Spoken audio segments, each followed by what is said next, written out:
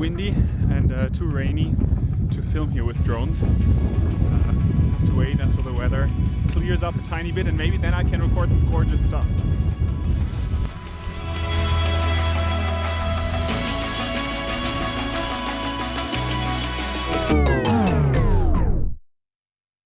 Hey guys, what's up? It's me again, Tom from TTT Tom's Tech Time. Today from beautiful Iceland and showing you the all-new Autel Evo 2 drone. 8K. Let's check it out.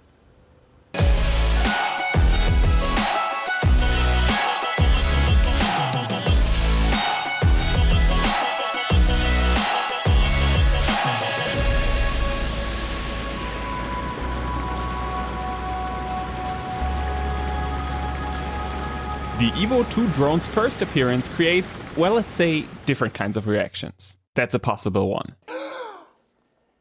And that's another one. The whole fuzz is about the Evo 2's bright orange color. But because color, no matter how beautiful or ugly it might appear, doesn't matter too much, let's instead focus on the drone's body first. The drone is quite massive compared to models from other manufacturers. Not really a pocket-sized drone, and with a takeoff weight of 1,129 grams, saying more than a kilogram, it can hardly be called light as well. This drone is not pocket-sized, but its aim is not to be taken onto every little holiday trip. This drone's aim is to record the most crisp, the clearest, the sharpest aerial recordings ever, and therefore I think it's okay that it's a bit bigger. The shell of the drone is made out of standard plastic. That said, it doesn't feel weak, but the material also could feel a bit sturdier. Even though one-piece drone shells are definitely the more robust option, the Evo 2's shell consists of in total 4 parts, and the 24 visible screws that hold it all together don't make this drone's body look high class at first sight. All ventilation slits though are nicely covered from the inside with honeycombed nets. They avoid dust, but mainly dirt from entering the drone's body, as well as heavier water drops. The very well hidden cables that connect the drone's inside electronics with the motors are protected by fabric. That way the cables won't get harmed while folding and unfolding the drone's arms. At the one side, Autel installed a micro SD card slot. And on the other, a USB connector to download files saved to the inbuilt 8GB drive. So at the moment the weather is way too harsh to fly a drone, and if you want to get a little taste of how the weather is like, then I should just move away from the house. And you guys can see this. Wow, the wind is really strong. I can't even open my eyes. I thought of flying at a glacier now, but I think I can really forget about it pretty much.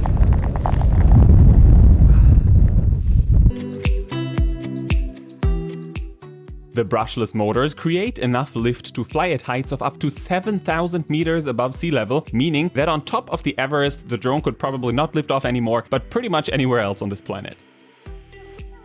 Talking about heights, the software limits flights to a maximum height of 800 meters above the takeoff position. Removing and replacing the plastic propellers takes a few seconds only, as Autel uses a quick replacement mechanism.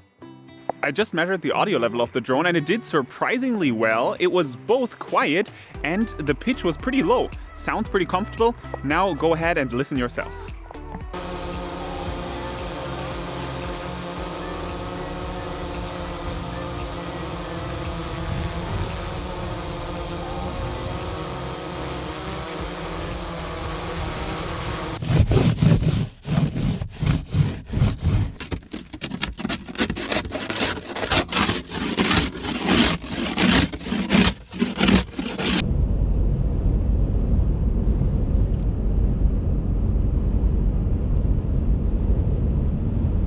Yeah, I want this car.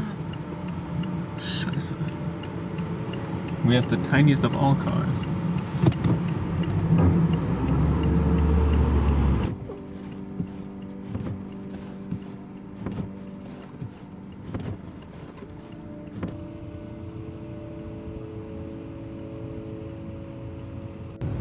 What to do in a snowstorm with the car? Wait, let's Google that. The drone's obstacle avoidance system is advanced and deserves its name. It doesn't offer a 360 degrees protection, no consumer drone on the market does, but it has sensors facing into all important directions. It is therefore called an omnidirectional obstacle avoidance system. 2 cameras face to the front, 2 to the back. Each side of the drone is equipped with 2 obstacle avoidance cameras.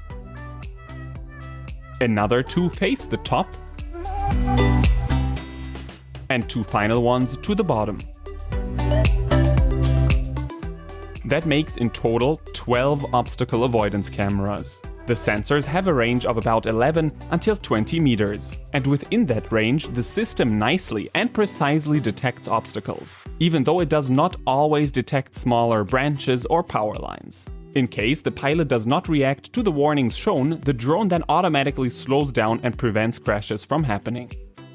I'm not the greatest fan of the obstacle avoidance, because when the obstacle avoidance sensors are turned on, the drone just often detects obstacles that are not there at all, especially when flying backwards, so I tend to just turn the sensors off. When looking into safety features, I noticed that the drone only has a single compass. That is again not ideal, as compass failures do happen. The drone wouldn't go nuts immediately, but it can of course get confused with the flight directions, worst case, and controlling it might be difficult. A dual IMU makes sure that in case that the drone gets what would for humans probably be something like a stroke, it would still function and stay airborne. That is good news. Standard functions like return to home are of course installed and function well. And to find its way and precisely hover in general, the drone uses both GPS and GLONASS satellites, which is the standard nowadays. All in all, regarding safety, the drone does not do an overwhelming job, but it has all basic features aboard. No power. The house is out of power, and no cooking, no taking baths, no editing. I am panicking. Don't.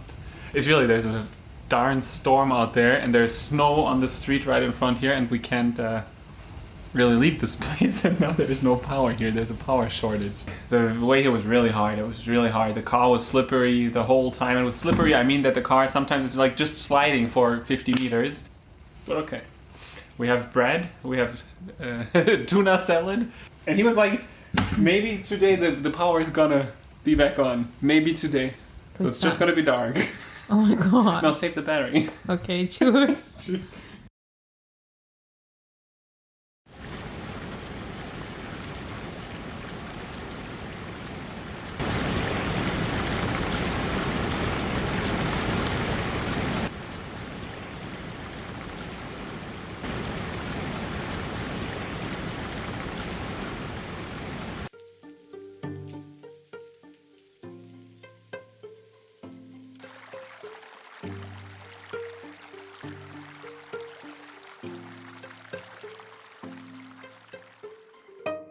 The camera is the heart of this drone, and maybe it can make users forget about some of the slight disadvantages we have found in the build quality. The Evo 2 can record 8K footage. Eyes on the king, all the way up. Eyes on the king, all the way up.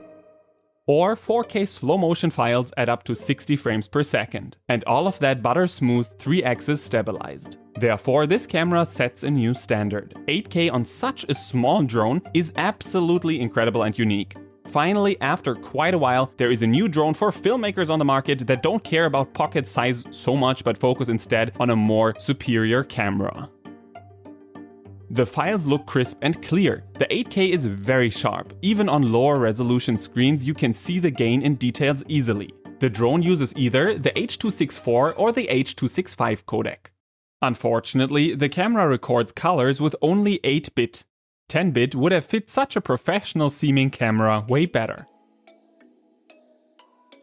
The files are so massive though that playing them back even on an up-to-date MacBook Pro is not possible right away. The videos either don't open at all or they get played back very stuttery. That was quite uncomfortable, and screening my recordings therefore a bit of a hassle. I had to create proxy files just to preview my work. But okay, 8K is really a big leap forward and I didn't expect the files to be light. Maybe 8K sounds a bit crazy to you, but it's not. Instead, it's pretty gorgeous. Not only can you now create super high resolution, future-proof videos, not only does the footage look sharp, but 8K comes in handy when working on a standard 4K project. Why? Because you can zoom into the footage without a quality loss. Check this out. Please note that the review of mine is a 4K video if at all you enabled 4K in the player, and next to that it is heavily compressed by YouTube. If you want to see a true 8K clip, then check out the link in the description below the video. And if you want to download some uncompressed files and mess around with them yourself, then check out tomstechtime.com/evo2. It is of course free and you don't have to register. Just check it out yourself.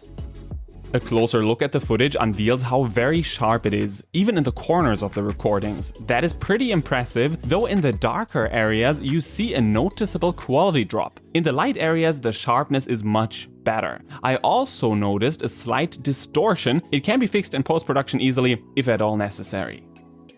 Back to some more impressions, and of course the camera specs. The drone uses a half-inch sized sensor. It is an inconvenient format, but it performed overall well, though a true 1-inch sensor would have made this a quite superior camera. The lens has a field of view of 79 degrees, always keeping in mind though that we can heavily manipulate the angle when filming, for example in 8K and working with a 4K or let's say a full HD timeline only.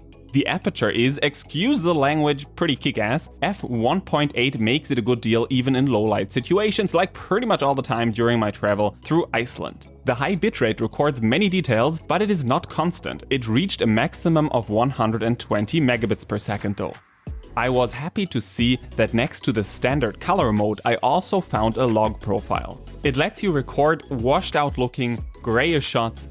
It sounds totally boring at first, but while recording, you preserve many more details, both in the shadows and the highlights of an image, and you can really get the most out of your recordings then in post-production when color grading your footage when filming with a log profile. 8 GB of internal storage is of course a nice idea, even though 8 GB is just a joke when it comes to recording 8K footage, let's be honest. They really could have provided us with at least, 32 gigs for example.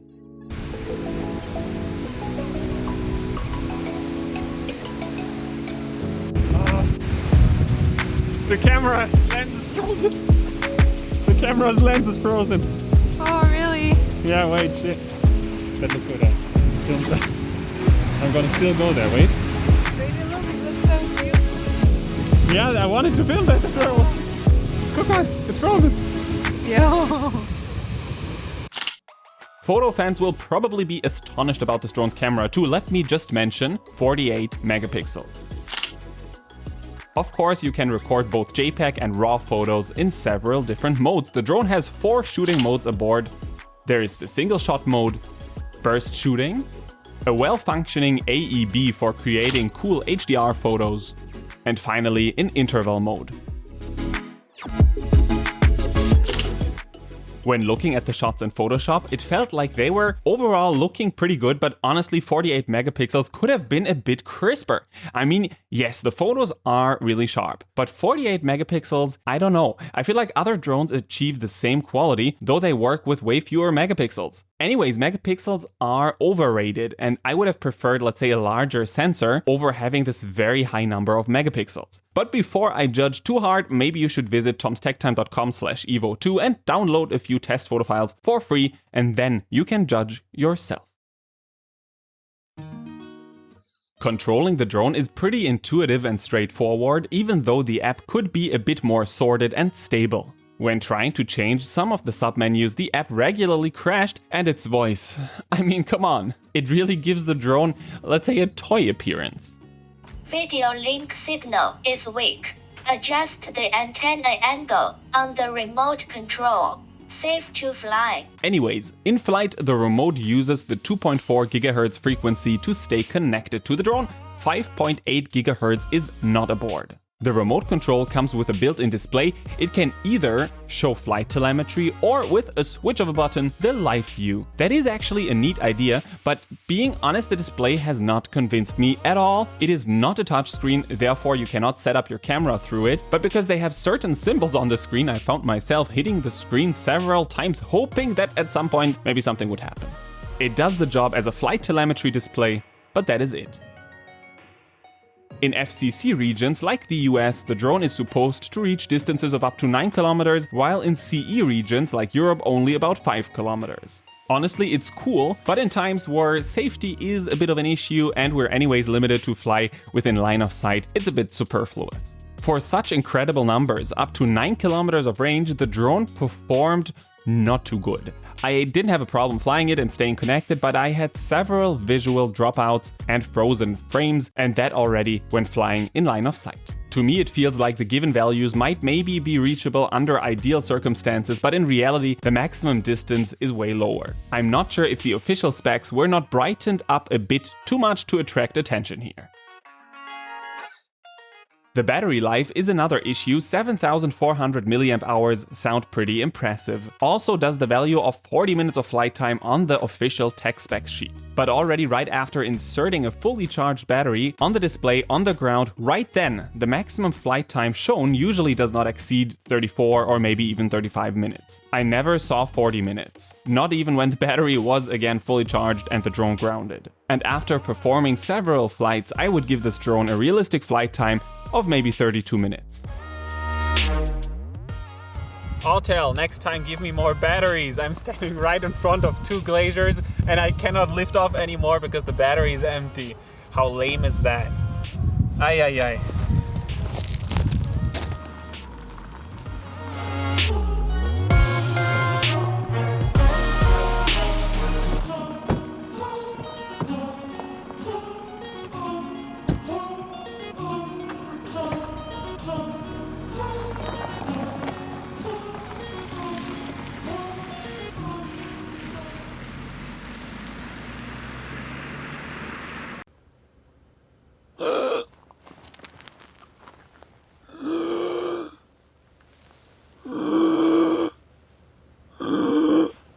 You think I'm dying?